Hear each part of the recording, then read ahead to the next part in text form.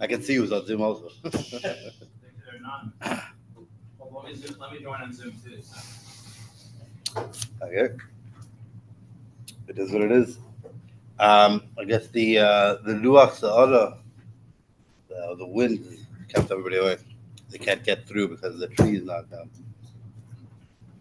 B'chlal, when you think about the Rebbe Maharash in our generation, so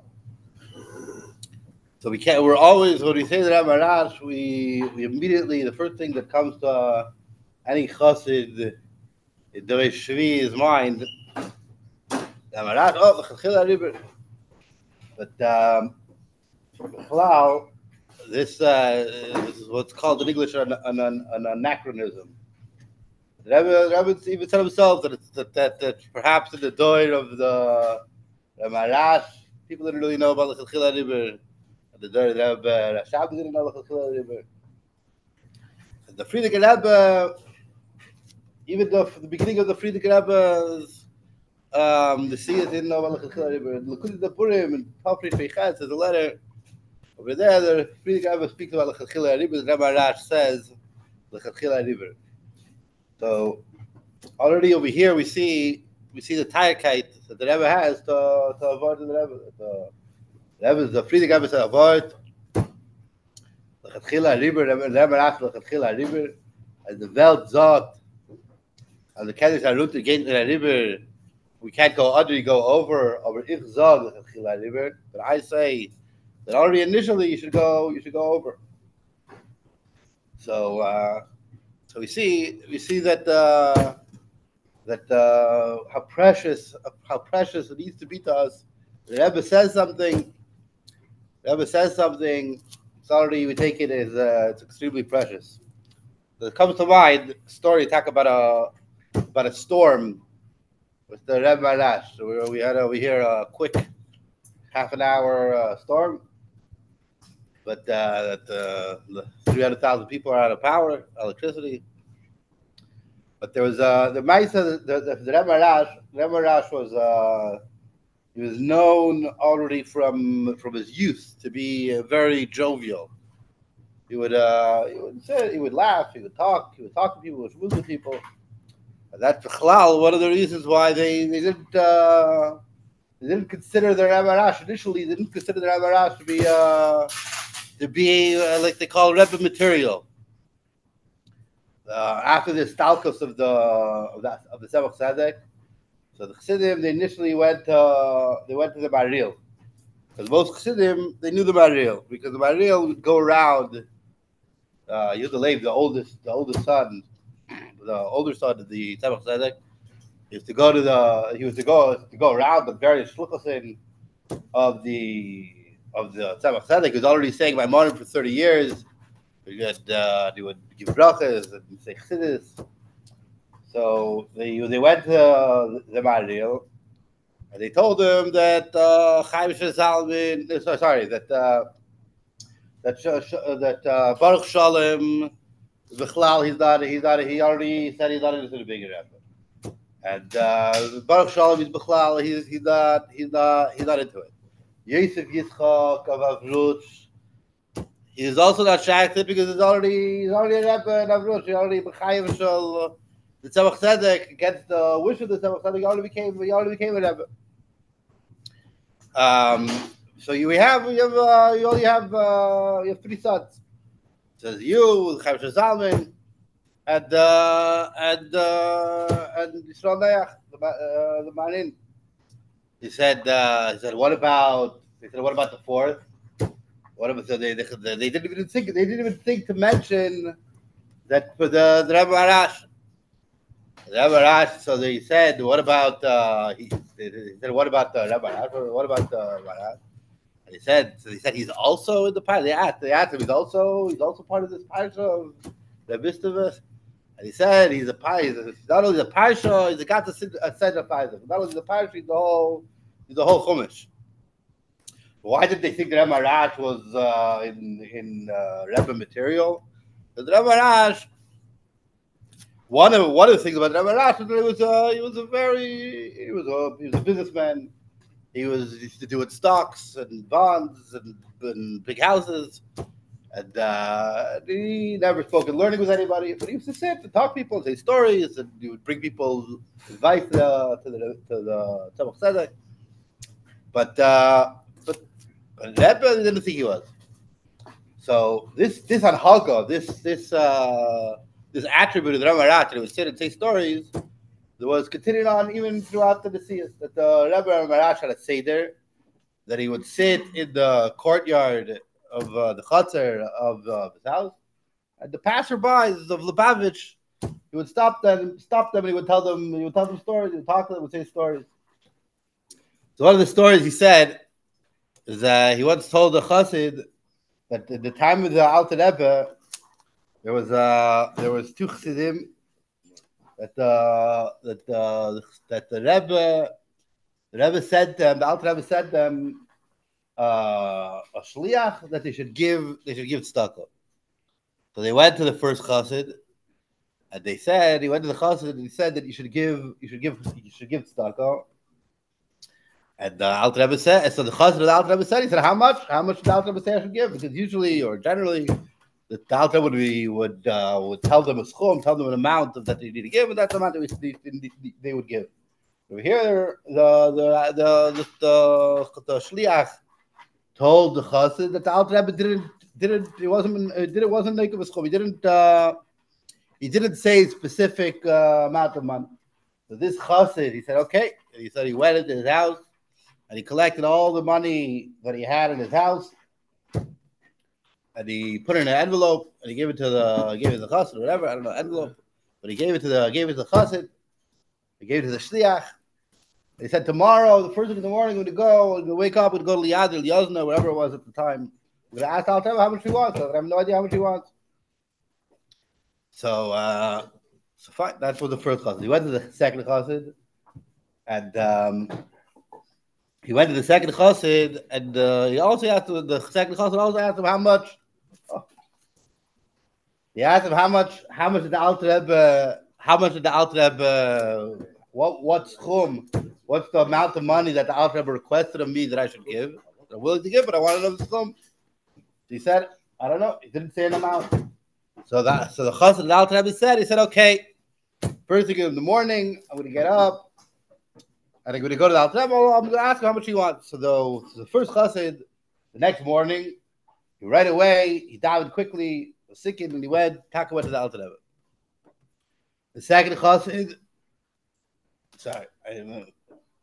the story goes that first he went to the shliach brought the schum to the Alter Rebbe. He brought the man to the Alter Rebbe, and he said, "Here's the money." So he said, "What happened to the other chassid?" And he said he's going to come because he said he didn't say the amount. He's going to come the next day. The Alter Rebbe said, "I hope he comes before anything happens." So the kid said the next day, Taka, both of them woke up in the morning, and the first one, right away, he goes to the Rebbe. The second one, first he davened, and then he sat and ate breakfast, and then he whatever, good date, a whistle. And while he was about to go, there came a storm in the city, and the lightning struck, and the house went on fire, and the whole town went on fire, and he made it out of the city with his life. Sorry, it's a little bit. I missed the point that the first chassid, the Alter Rebbe told him he should leave the city right away. The first thing he did in the morning, Taka took everything from the house and he left the city with his family. He didn't ask questions where to go or anything. Taka left the city. So what do we see? We see also the tarkite of a Rebbe's avart that the Rebbe says something. So connected to storms. Connected to the storm, you see that Hashgacha Pratis. So this story came to mind when I saw the storm. That Sam should say the story. There's another story that came to that I also thought about the storm. I don't know about you guys, but in Greenfield we don't have electricity. So and finally my whole house was dark, and I realized it had bigger windows. So the Tzemach said that there was a fire in Lubavitch. There was a fire in Lubavitch, and the house was burnt down. And they built it when the Rebbe Maharash rebuilt the house. The Rebbe Maharash built the house with big windows. And when he came to the house for the first time, so what do you need such big windows for? So he said, when there's bigger windows, there's more light. So he said, told him that by the Alter Rebbe, there were small windows. So the Rebbe Maharash said, the was finster. So the Rebbe said, no, it was lichting. But in my house, it was finster. Anyway, so there's two mices that I thought of the Rebbe Maharash that were connected with the storm. Al Kalpanim, L'chaim.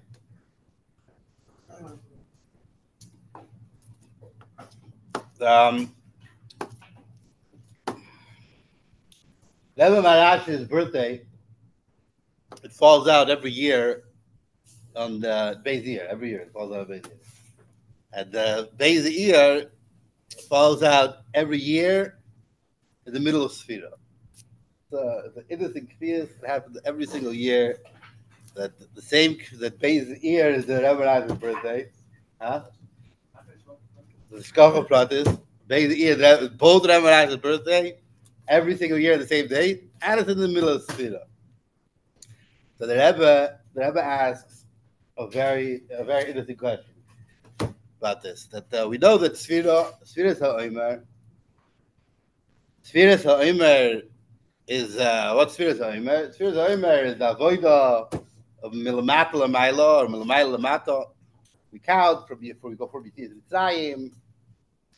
The first day is Chesed Shebechesed, the Gvura Shebechesed, the Tiferes Shebechesed, etc., until you get to Matan Torah. Rebbe asks, that it would seem, it seems from the Sfiras HaOmer, the whole idea of Sfiras HaOmer is Seder V'Hadraga. It's the orderly avodah. That Pesach is diluk.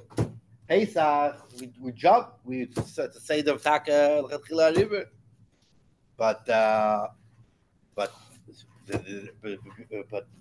Sfiras HaOmer itself is the avodah of the reverse of diluk. It's the reverse of jumping. It's not Lechatchila Ariber. It's an orderly avodah.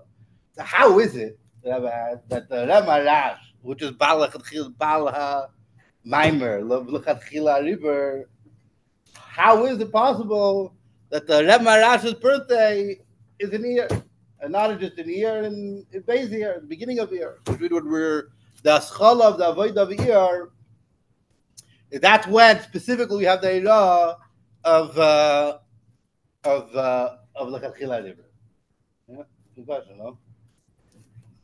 So, in order to understand this, we need to understand what's the word. We all know the Welt sagt, we can't the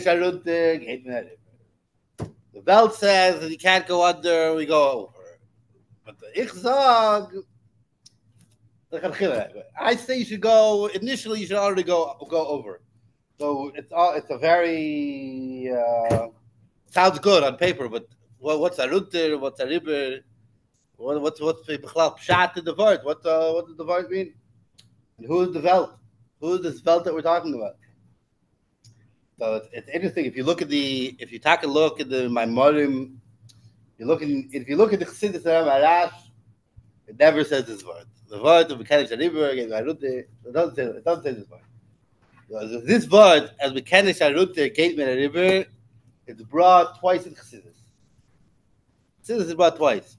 It's brought in the Maimer of the Rebbe, and it's brought in the Maimer of the Tzemach Tzedek. And at both of those times, the word is K'maimer ha'olam, and Lechatchila Ariber, that if you can't go under, you go over. More so, by the way it's brought in Tzemach Tzedek. The Tzemach Tzedek says this word. It says Hoya Nishma Tomid. That the Alter Rebbe would always say, and the Kenish Darut gave me the. So what we see from this, when the Rebbe Maharash is Bechadish and the Kenish Darut gave me the, it's not only a Chiddush over episode of Snagid who the Welt, but it's even the Welt of Chassidus. It's a Chiddush and Chassidus over the Avodah of the Alter Rebbe. That the Alter Rebbe used to always say, "How you nishma tamid," would always say, "As we can't arut to get me." So perhaps we can understand the word through the context of the way the word is brought by the Tzemach Tzedek and the Rebbe. What context is it brought? So it's the way it's brought over there. Tzemach Tzedek and the Rebbe. It's brought in the context of tshuva. That about tshuva needs to go Ariber. It needs to go. Why? Because the avoid of tzaddikim, the avoid of a regular person is avoid of misuderes. It's an orderly avoid. You're going in the proper path. How Balakim also saw Adam Yasher. The Abishur made man upright. That's the avodah. The way the Abishur made the avodah, the Abishur made it, and we go orderly. First A, then B, then Gimel, then Aleph, Beit, then Gimel. Elamai, the Baal Tshuva has a problem. They bring over there to mashal. The mashal is that you have a river, and the river dries up. So what do? If the river dries up, you need to redig. You go to the beginning of the Mayan, you go to the beginning of the spring, and you dig to the beginning of if the spring is stopped up in the beginning, you go to the spring, you dig deeper in the spring until you get to a deeper place, and the water will burst forth again. What does that tell us? It tells us that what's the avodah of Lechatchila Ariber? The avodah of Lechatchila Ariber is that generally a person could think they do avodah Hashem in a the normative seder. If you can do the normative seder, so what do you need to do? You need to go to your Nekudas Hayados. You need to find the etzem of the yid. You need to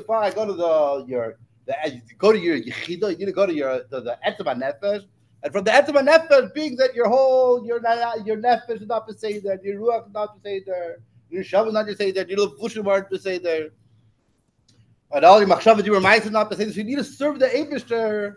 You need to serve the Eibishter from a deeper place.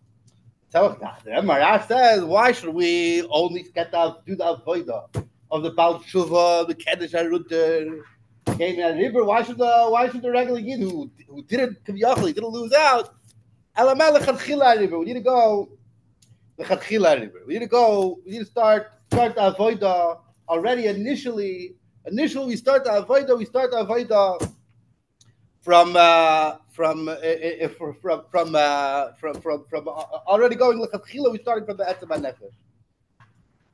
You look at the life of the Rebbe Maharash. So the Rebbe Maharash, his whole life was a little bit was paradoxical. He lived in a certain paradox. On one hand, the Rebbe Maharash once said about himself, he said he never cried. Why? Because he said he had nothing to cry about. He never had anything to cry about. But if you look at the passage, the Gospels, Rebbe Maharash had an extremely difficult life. Rebbe Maharash, already from when he was a young child, he was in modern science. He was a Baal Basar. He was even though he didn't eat a lot, but he was very big. Modernly, they say probably a thyroid problem or something like that. Bad blood circulation. And to the point that his fingers, the fingers of Rebbe Maharash were swollen. He had fingers were swollen. They were when he was 6 years old. Already, the doctor said that they might need to amputate his fingers. So that's why the Rebbe Maharash, they said, what should he do? So they said that he should do hand exercises. He should open his hand, close his hand. His parents were apparently good mechanichim, but they realized that if you're going to give a child to do hand exercise, it's not a good shmak. They said they have a better idea what to do. They're going to give him, let him get involved in building and cutting and woodwork. And they got him a penknife. They got him what's it called, whittling knife, whatever. Things to do woodwork. And he got so good at it that he built a menorah with 12 candelabras. He built a table that was in his room. He did all sorts of but that's when he was 6 years old. When he was 14 years old, he got married, and 2 months after the chassidishe, his wife died. His first wife died. When he was 19, he had leukemia, and then he had later in his what?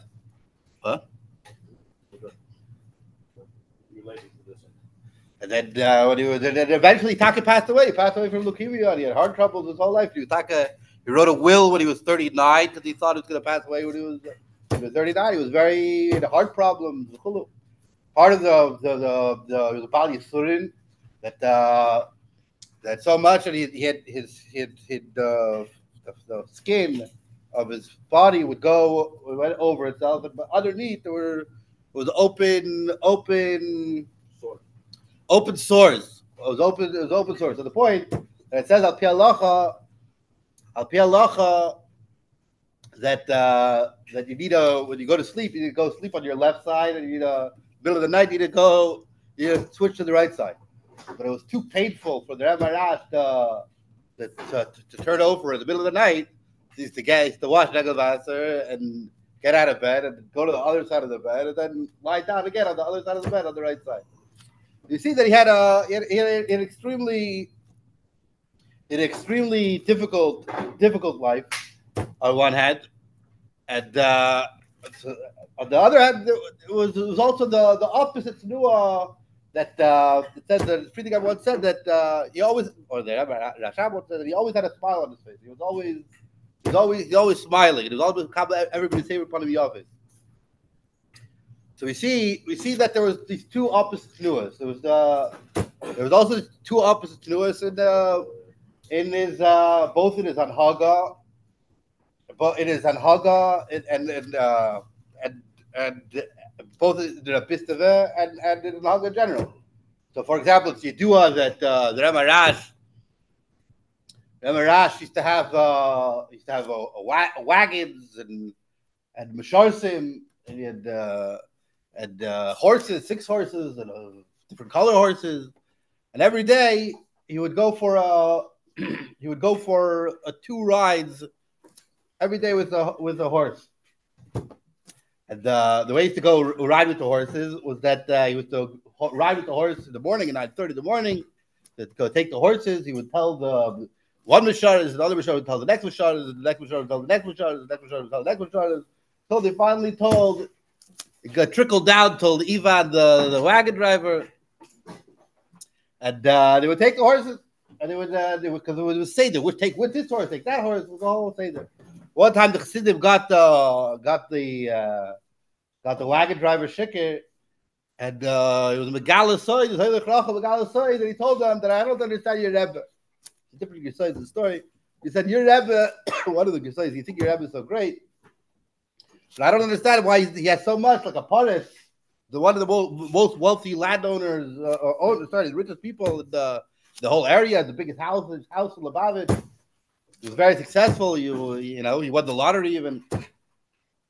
But your Rebbe, he goes out to the forest every day or whatever from time to time, and he gets out of the wagon, and he sits on a stump, and all of a sudden the ants out of nowhere they come and they bite him and they eat him, and he sits and he cries and he cries and he cries. Then all of a sudden he gets up and all the ants run away, and it's all good. We see a stira over there, a little bit of a paradox over there. On one hand, it was bichitzonius, it was a certain harchava, but on the other hand, that's the Rushner. The Rushner. It's true, the Rushner. It's a true story. But we see, but on the other hand, it was the ultimate brokenness. And also, it's rather in Anhaga, the Chassidim, the way the way even in his life, we know very little about the skundness of the Rebbe Maharash. You didn't want anyone to know. Oh, fired. The Mashar was fired. That he begged. Different Gesayis this time, but yeah. But that a lot of the skundness of the Rebbe Maharash was as if the Rebbe Maharash didn't do anything. He sat like a polis, people thought, and he was to go to Italy and go to Germany and go to France and go all around. And go to health spas and all sorts of things. But people thought, even the Chassidim, they thought that the Rebbe Maharash is not. He's not really doing anything for all the tzadis that Klal Yisrael. And there was, on one hand, he was poil a lot, and the Rebbe explained that it really was fakay. A lot of times the traveling of the travel, all the chitzonius of his traveling, he went for health reasons, right? But the Pneumius, really, when he would go to a place, he would not go to Italy because he needed to talk to this person in Italy. He would go to Germany, he needed to talk to this person in Italy, etc., etc. And the health thing, not only was he not going for those reasons, but it was even more, it made it more difficult for Rebbe Maharash. Rebbe Maharash says that he had a padded wagon. The inside were were padded. What was the reason why they were padded? Because when Rebbe Maharash would travel, he would go by train. The train was an hour away from Lubavitch. So, but the train, just to go on a train, for the Rebbe Maharash was an extremely painful. How much mashke do I need? What do you do with it? Not the drink, just to keep it. I have her, yeah. But every bump and every was Yisur Neiroim just to travel. But the Yisur Neiroim was all between. Could have been gone that closer health spot in Russia or closer health spot somewhere else, or a different doctor. Dafka went to these places for the other for Klal Yisrael. So there was always this paradox. The same thing with the chassidishe of the Rebbe Maharash. The Rebbe says that his chassidishe it's deceptively simple. That by the Rebbe in before the Nesius, there was a Yid, the name was Shmuel Levitin. Shmuel Levitin, when he tried to convince the Rebbe to become Rebbe, so they knew that the Rebbe was grace about Nigla, been going and Nigla, the Rebbe knows a lot. Bala even. But I didn't think that the Rebbe knew too much Chassidus. So the Shmuel Levitin, huh? Shmuel Levitin, he suggested to the Rebbe that he should base his Maimonim of the. He said if you want an Eitzah how to be a Rebbe, so he said you should take the Maimonim of the Rebbe Maharash and the easy Maimonim, and you could base your Maimonim say it on the Rebbe Maharash. So in the Chavs, the Maimonim were extremely difficult. So the Maimonim were extremely difficult. So the Chassidim wanted they complained that they wanted that the Maimonim were too hard to follow. But who should they send? Who are they going to send to the Rebbe? So they said Shmuel Levitin should give the Rebbe an Eitzah to change the Maimonim. So he went to the Rebbe, and I was saying, what do you mean? These are I took your advice. These are Maimonim. They're based on Rebbe Maharash. Saying Rebbe Maharash, what do you want from me? So you see that in all things there was this paradox between oftentimes when we think about Lechatchila Ariber, we think Lechatchila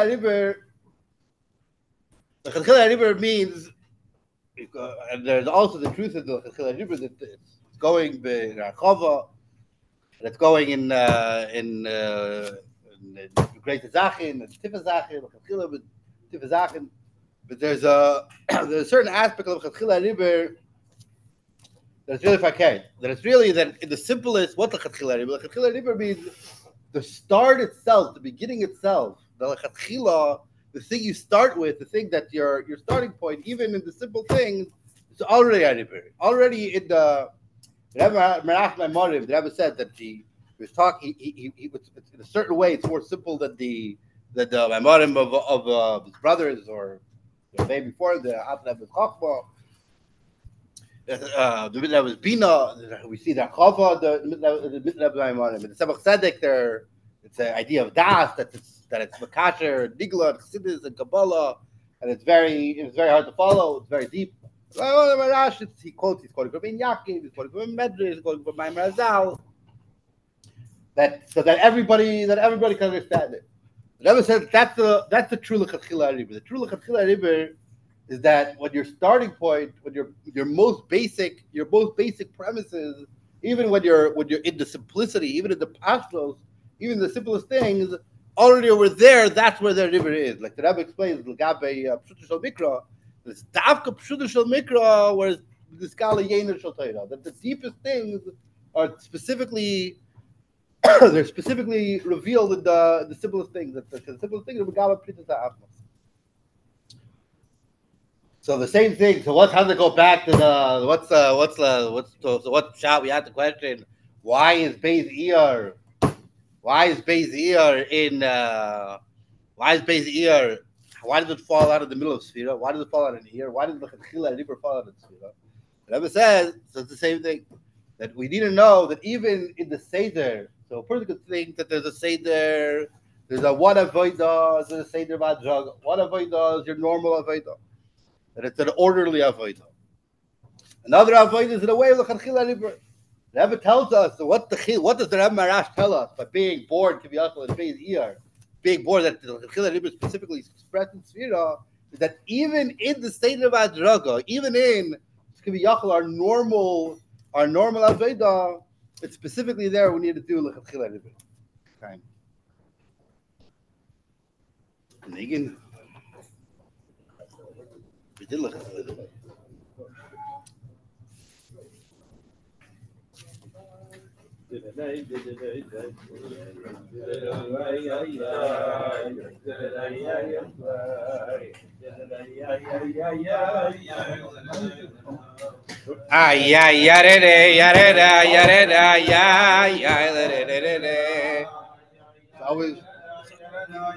Always bad to start digging.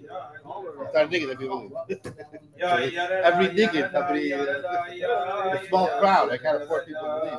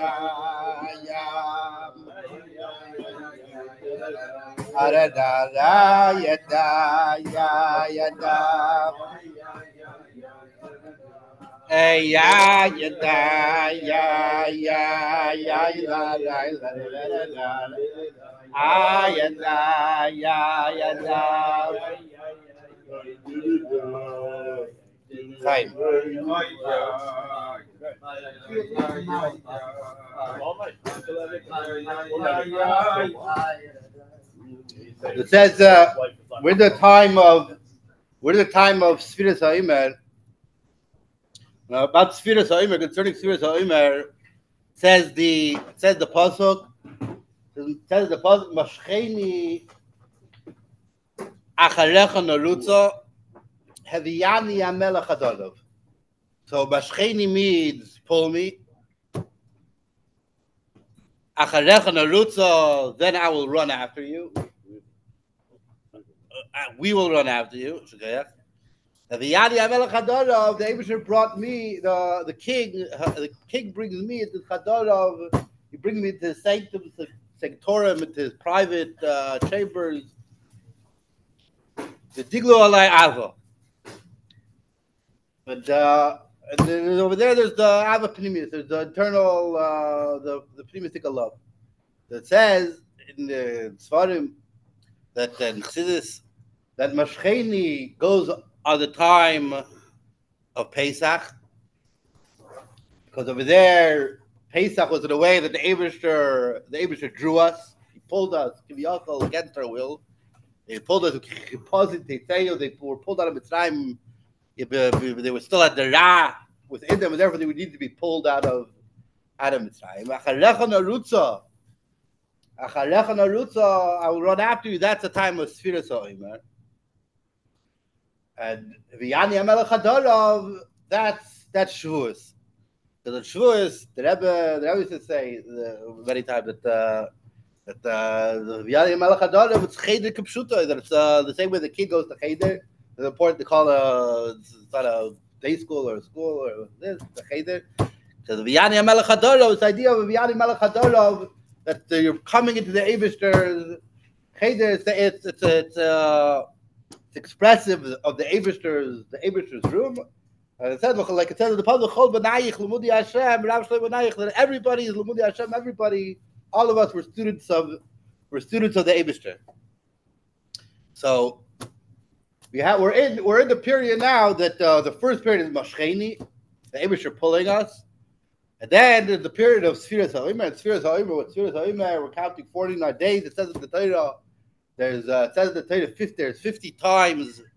It says Yitzias Mitzrayim in the Torah. Why? Because the first time we went to Mitzrayim, we didn't really go out of Mitzrayim. We need to go out of another Mitzrayim, out of another Mitzrayim. It's the 50th time. It's every day of Sfiras HaOmer. We go out on our own Kiviyachol. We go out of Mitzrayim another time until we're able to go to the Eibishter's Cheder and V'yani HaMelech HaDorov and learn Torah from the Eibishter. So it's understood that we're in a time that it's a serious Havayah. The time of Sfira is not only that we sit and we count, even though that's Alena Indian, that Rebbe said that counting, we make every single day count. We make a mitzvah, we make the Yid makes the day.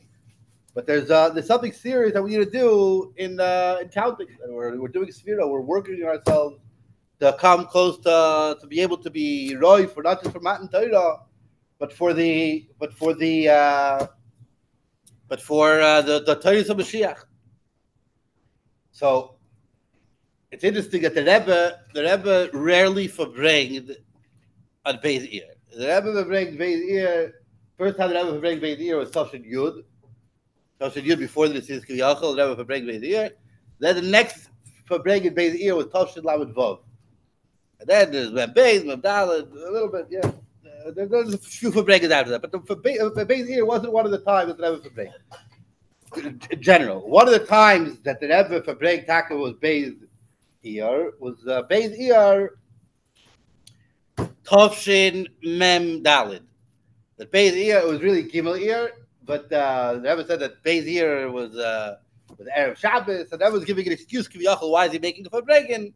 And one of the reasons why Rebbe says he's making a Farbrengen it's Beis Iyar. In that Beis Iyar Farbrengen though it coincided with the first time that they Schalas Rambam. Now we learn Rambam B'Kriyas for already 45 cycles, but that was the first cycle of Rambam. And over there, the first cycle of Rambam, the Rebbe explains the pasuk. The Rebbe explains the pasuk that the beginning of the Rambam commences with the with the idea we said before, with a similar pasuk of you'll pull chesed to the people who know you, and they're stuck to the people who are Bali Tshuva.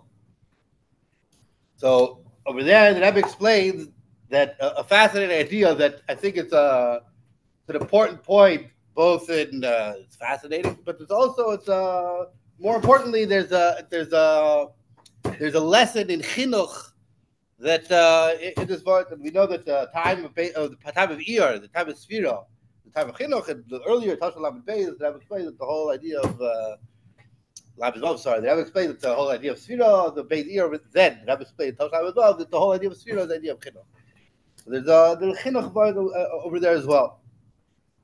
The Rebbe over there says that if you look at the Rambam, the Seder of the Rambam is in a way of Lechatchila Ariber. Rambam starts in a Lechatchila Ariber dika way.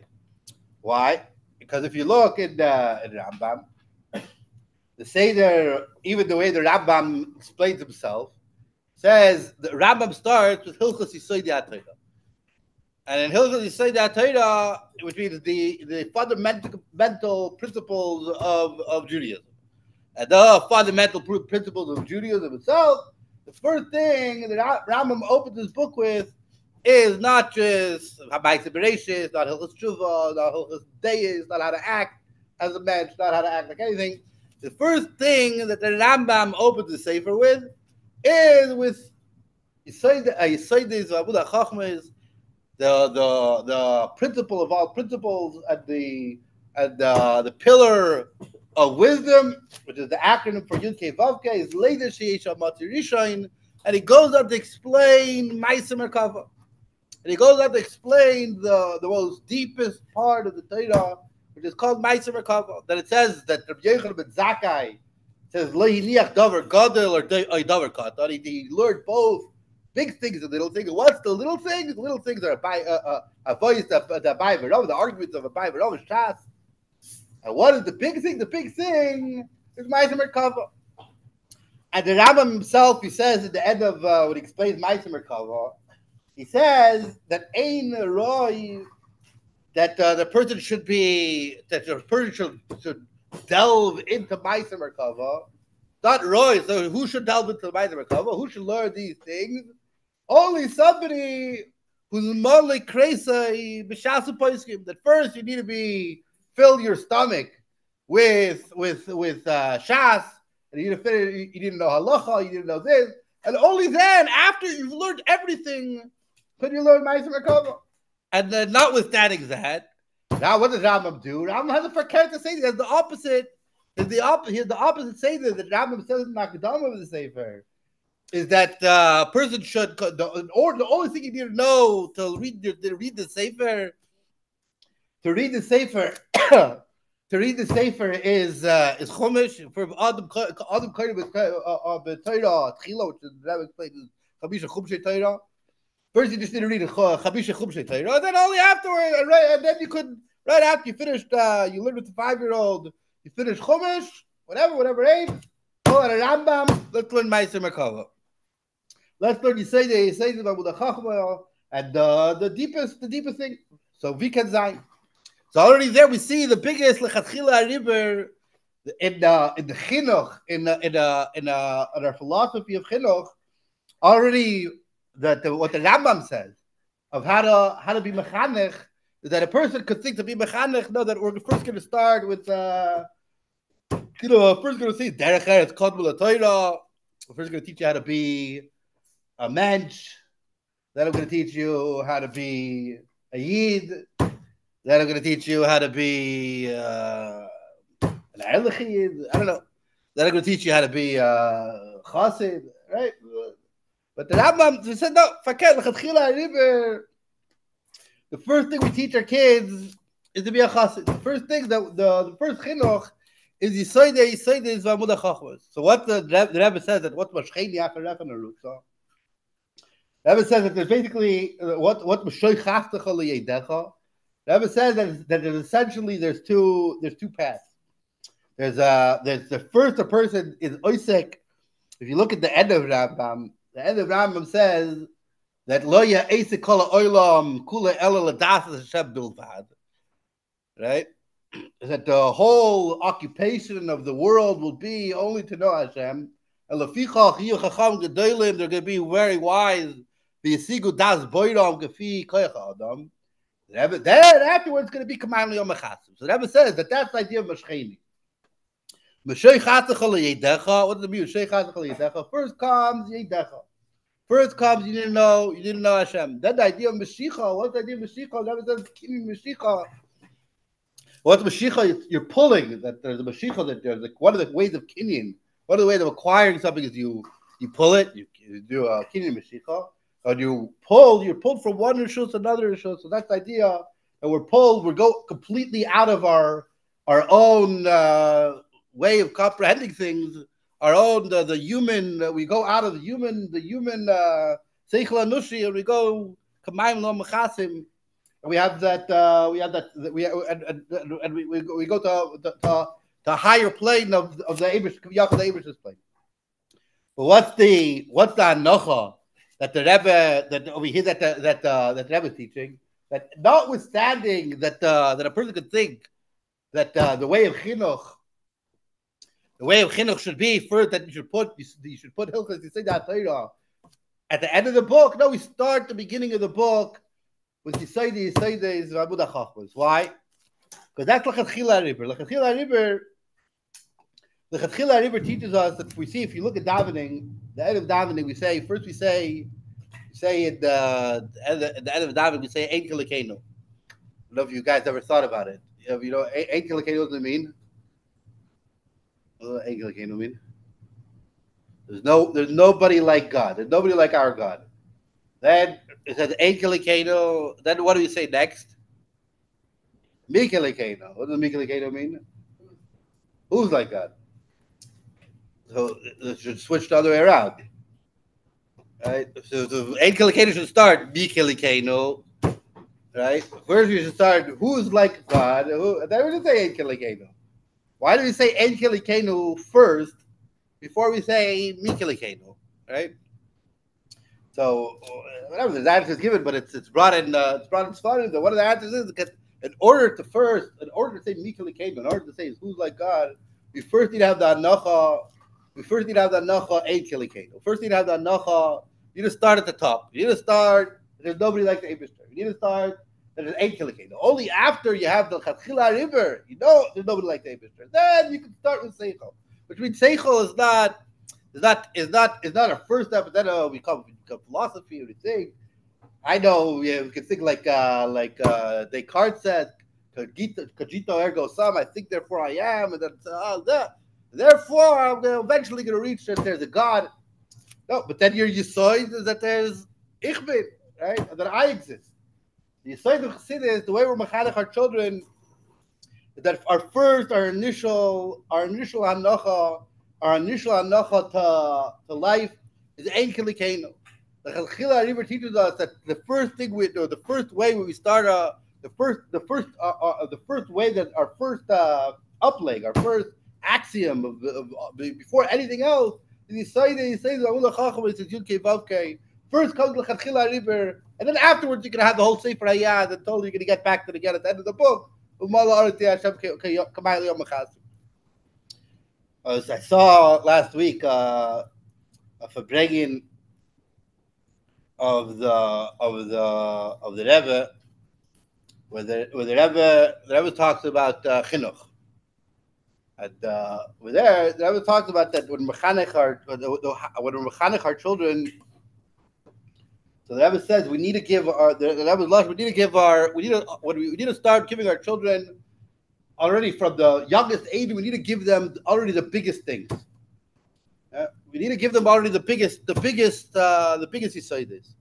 The Rebbe says that we could do this in the simplest things, just like we see that about the Rebbe Maharash in the simplest things, in the simplest chassidus kiviyachol was simple, and over there he expressed the deepest Torah. Rebbe says when we teach our children to say brachas, you need to teach them that Baruch we need to draw down. Ato means you, Atmos, you the Eibishter himself. Yeah, Baruch Ata Hashem, that we need to bring Hashem present in your life. You need to teach a child that already Baruch Ata Hashem, when you make a bracha, you're bringing the Eibishter into your life. The Rebbe said when the first kid, he wants the mamtak, he wants the candy, he wants the tzukike, he wants the shehakel, so he wants the food. At the time, he knows that in order to make the food, in order to eat the food, you need to make a bracha. But what the Rebbe said, when you teach him Baruch Ata Hashem, the way Baruch Ata Hashem is supposed to be taught, then the food becomes secondary. Already a kid, by a kid, it could be that it's secondary to the eating. the bracha, the bracha is the ikar. It happens to be that we need that you're eating the food, which means that in order to create healthy chassidim, we need to have already our first initial thing needs to be already the deeper thing. That's what needs to be the Lechatchila Ariber. So it's not only for kids. It's also for us adults. That I don't know, for adults or big kids.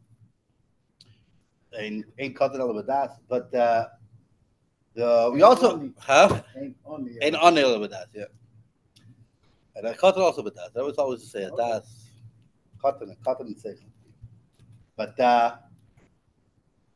we see, the Rebbe always they once asked the Rebbe, what's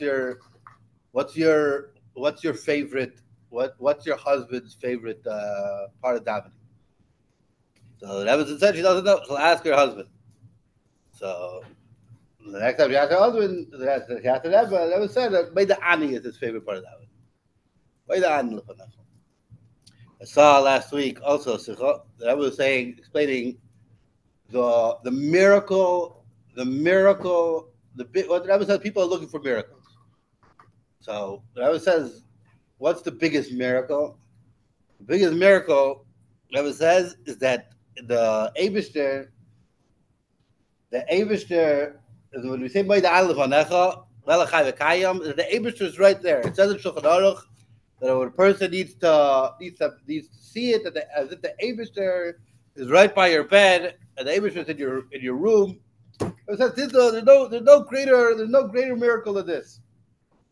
There's no greater miracle than the fact that the Eibishter Alei Natus Mahos come. We know that how great the Eibishter is. Sevu Kalalmin, Mamala Kalalmin, and the Eibishter has nothing better to do than to what? Than to go into your house by your bed and wait for you to wake up to see how you're gonna act for the day.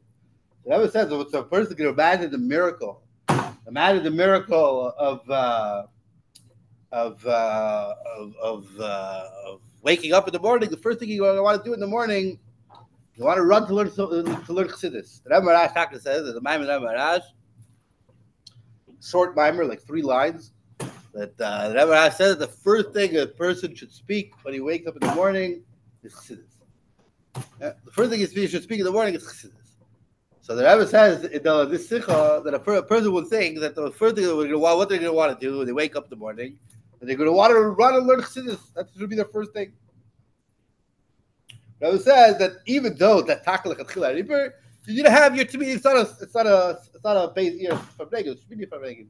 The Rebbe says that even though that's going to be you're going to want to do, you're going to want to run learn chassidishe, but you need to know that you need to first say brachas, to the considera, you do the chai brachas, the 18 brachas of brachas. Then you say brachas atayra. Then you can learn a piece of Teisha B'Ksav, then a piece of Teisha B'Alpeh. But that's the hanacha. The hanacha needs to be the first thing we need to do in the morning is that we learn chassidishe in the morning. Everyone said that what's the misnagid? What's the definition of misnagid? A misnagid is there was late the Zeitung before davening. A misnagid is somebody who reads the paper before davening. Why? Because when you're reading you have a tendency, especially in the I think so many things happening in the world. We wake up in the morning, we need to see what's happening in the world. So we open our WhatsApp. I don't know if everybody has the WhatsApp already, the news, or you open your computer. What happened when I was sleeping? Something important happened. So that's not hanacha. When our first perspective is that first thing we do when we wake up in the morning is that we learn. We look at the paper. That our nachas are veltishana. What do you mean misnag? It's not a. It means that our world, the perspective to life is a worldly perspective. But what the first thing we do is we learn when we take a maimer chassidishe, or we daven, and we do chitas Rambam before anything else. We want to know the news. We look at a chumash. Then it says a person should be zeichet harichos yomim. What's pshat harichos yomim? Children have long days. So the way I don't know, most days, every day is 24 hours. You can't have long days. Every day is a certain limited time period. So what's Arichas Yomim? Arichas Yomim is that tzlacha is mad. That the time itself, the day itself is stretched. So how though do we have Arichas Yomim? When we start the day with a Lechatchila Ariber way, that we have the Moida Ani the first day. And then we think, then we learn chassidishe. And Anacha, the Eibishter, that's our first Anacha. Then our whole day is a different day. Our day is not when the first thing in our mind says the Baal Shem Tov says that a person should be very nizar in the first thing they say in the morning. Why? Because the first thing that you say, that's how your whole day is going to go. If the first thing you get upset at your wife or you scream at your kids, it's not going to be a good day. But if the first thing you do is you learn some chassidishe, that your whole day, that your first words of your day, then your whole day is a different day. So that's the Lechatchila Ariber, both in perspective of chinuch and both in our personal lives and the way we educate our kids. If we want to have chassidishe kids, that our hanacha needs to be. We can't give our kids hanachas ha'olam. That we're mechanech them. The first thing we need to know, they need to be mentioned. The first thing we need to know, we mechanech our children need to be chassidim. Go the way of the Eibishter. L'chaim. Niggin. Everybody's looking at me like a hada b'nei alma.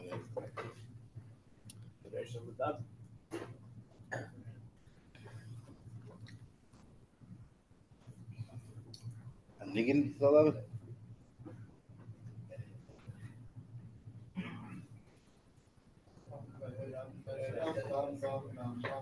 Need to give people a chance to leave.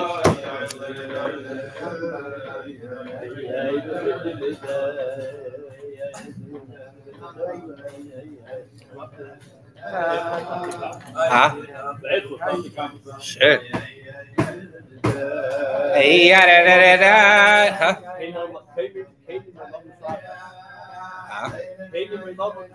Oh.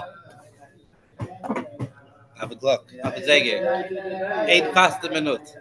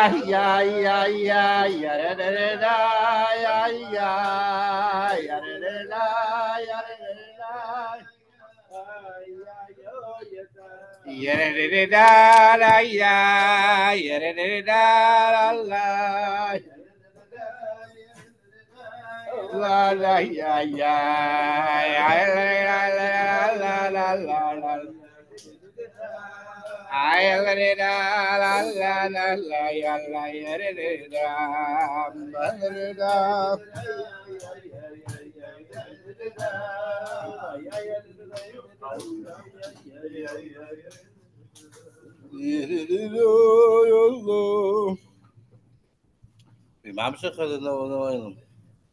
Mamshech or? I don't know. We could. Von Elam is Malay. Elam is Elam. Es waren noch ein paar Thesen, was spoken auf dem Zoom. Keine, nobody. Sorry, lobby. You're already making up numbers. Done. Goldmans waren. I feel with everybody this. And that was the Calais. Anyways, when the hot spring game, you're wrong. Like if that's happening, when you're ready. Was gered wegen wahrscheinlich nach der Rutsach. Du lebst nach der Dorf. Ich leef. I'm not running anywhere. You know what? Not running anywhere. Just. Yeah, I know. We gerät kurz. We gerät met kurz. Okay. All right. Okay. So fine. Yeah. No. I'm not ready to go. Bald. Like that Maharash, it was 8:30 in the morning. What was it? It was already Yeah. time was short by him. Yeah. You also finished it. Go.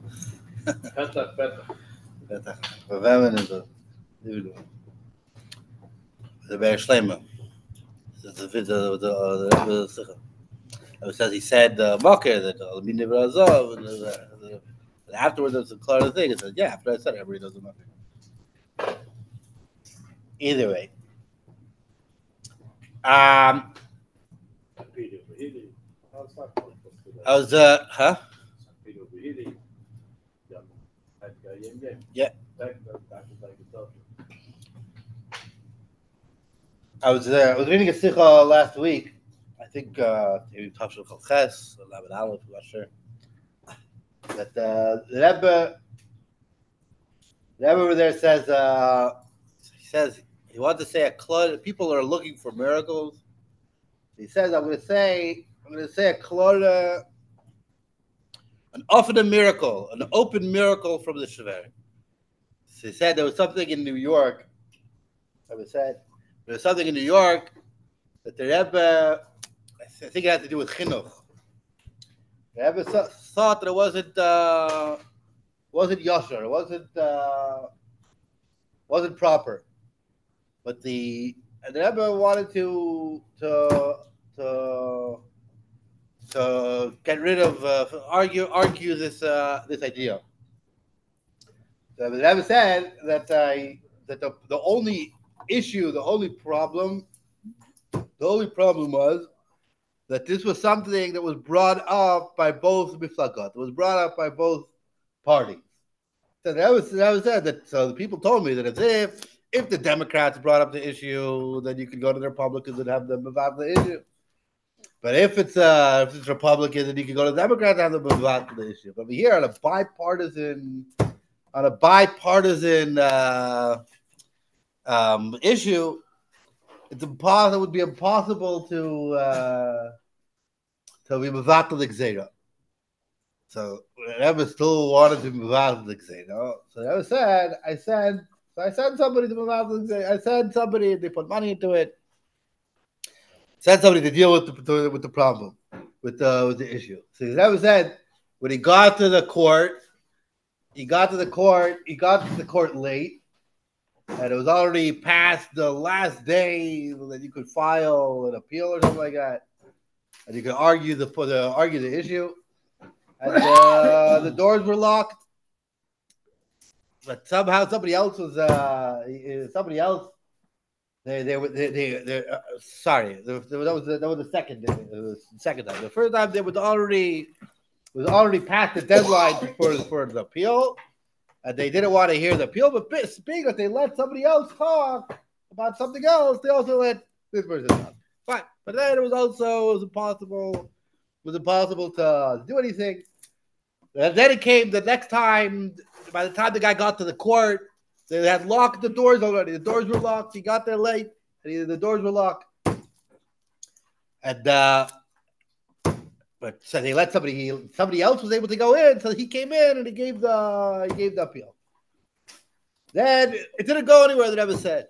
And it didn't go anywhere, and it was already for 6 months that nothing happened. 6 months and nothing happened.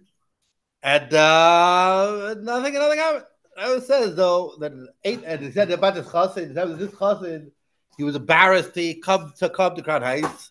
He was embarrassed to come to 7-7. He was so embarrassed that why? Because he knew that there was something that bothered the Rebbe, and something that the Rebbe invested. There was money invested in it, and he wasn't matzliach in it.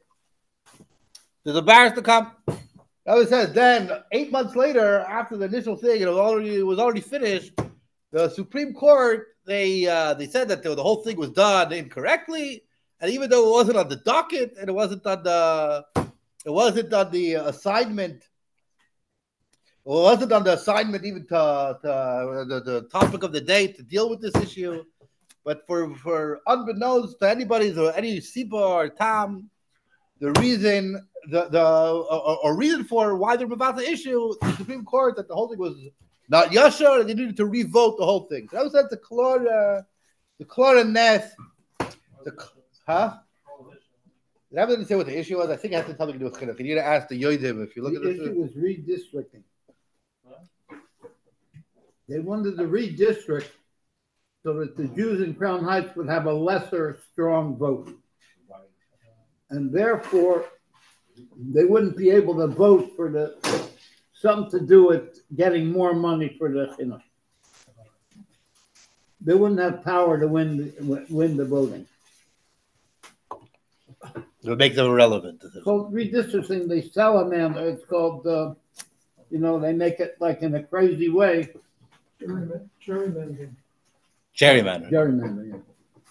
Salamander is the Gemara Tinus. No, that's why they call it gerrymander, because they make it like in that shape.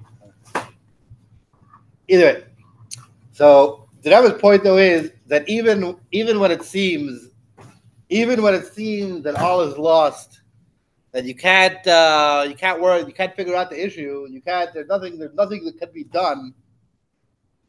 So we need to figure out. We need to do if the Rebbe the Shver tells us, if the Rebbe tells us something, we need to do something. We need to figure it out. We need to do what we need to do. The Lechatchila Ariber, and try and figure out a solution to the issue.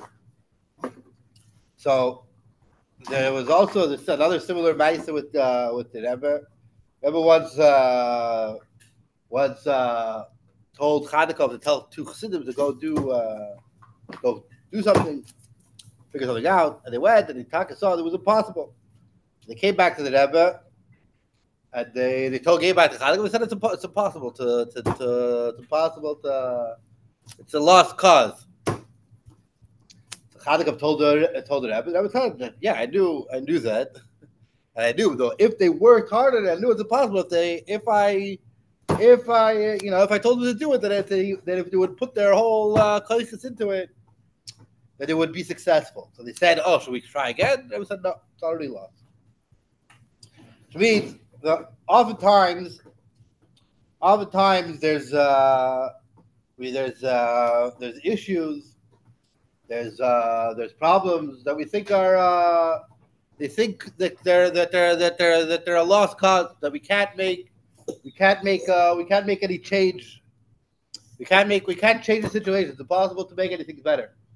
Rebbe says Lechatchila Ariber, the lesson Lechatchila Ariber, this is the initial understanding of Lechatchila Ariber. If you look at the way the Frierdiker Rebbe brings it, it's in Yanim Askanos, that in Yanim Askanos that a person shouldn't be disheartened by the impossibility of a situation, but they should go in a way with the Lechatchila Ariber that perhaps they could find a solution to the issue.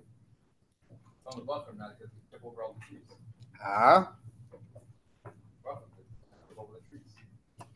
All day tomorrow. Oh, over the trees? Jump over. Oh, jump over. Oh, perfect.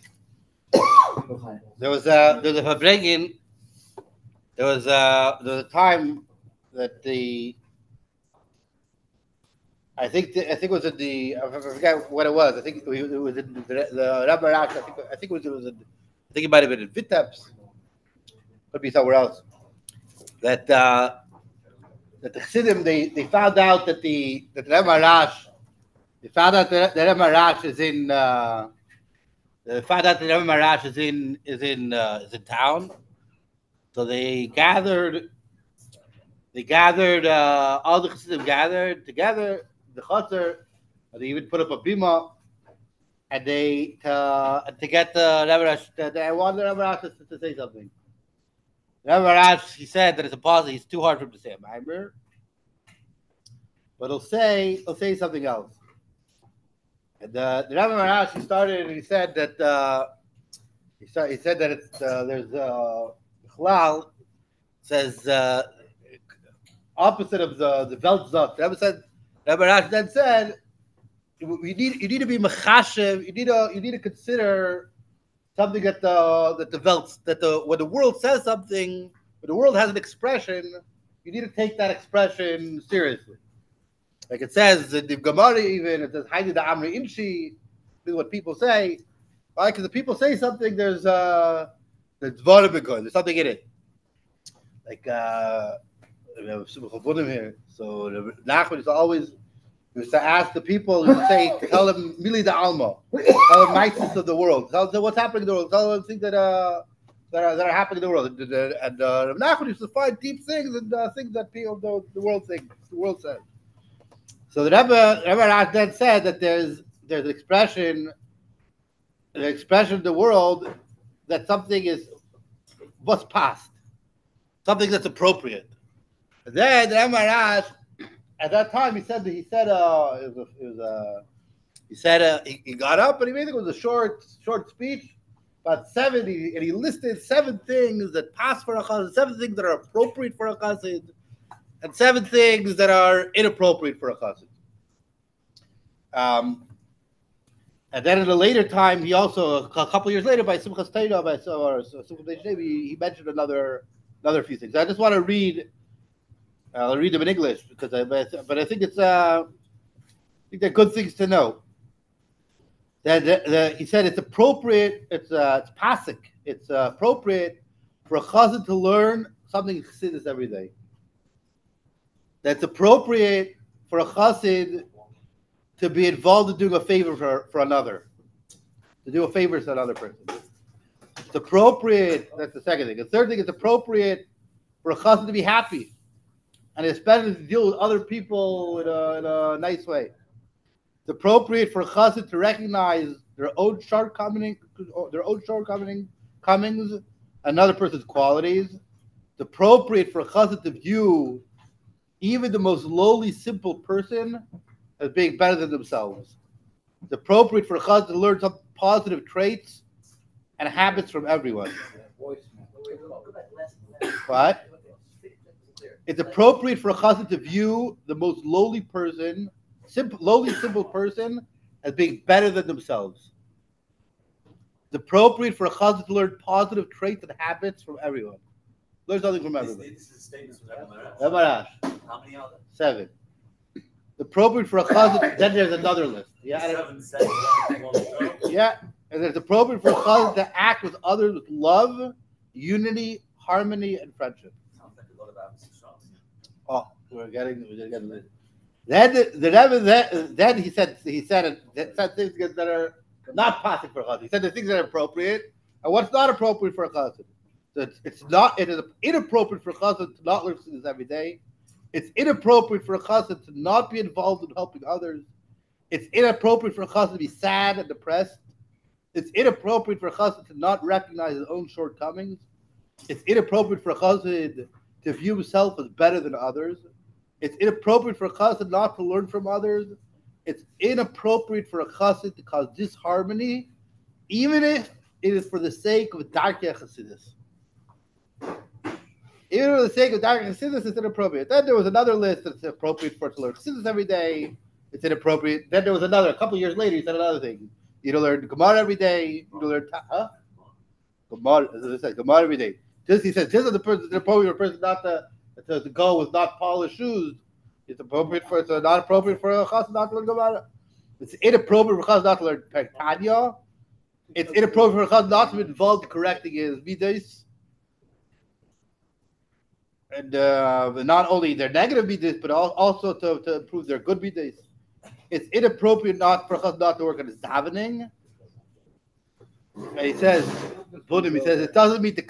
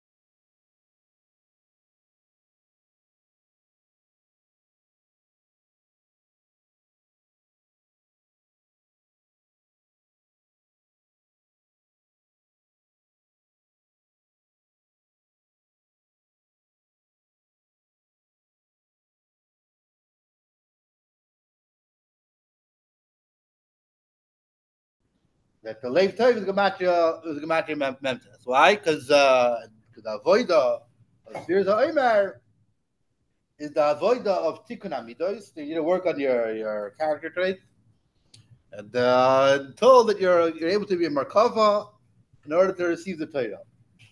So in the most basic Kabbalistic sense, with chesed b'chesed, gula b'gula, working on our midas, working on our midas in order to be right for the Torah. Also, the time when we learned in the Pirkei Avos, which is midas tovos, and it's also the time when the reason why we're noyeg in avelos in Sfiras HaOmer is because the Habib Rebbe Kiva loydagu kavod zelazeh. They didn't respect one another. So I think did it get I don't know if this is streamed or not streamed. It should be streamed. Shouldn't be streamed. Streamed or It's no. I'm saying, but if you want, you should Turn off the recording. Pools.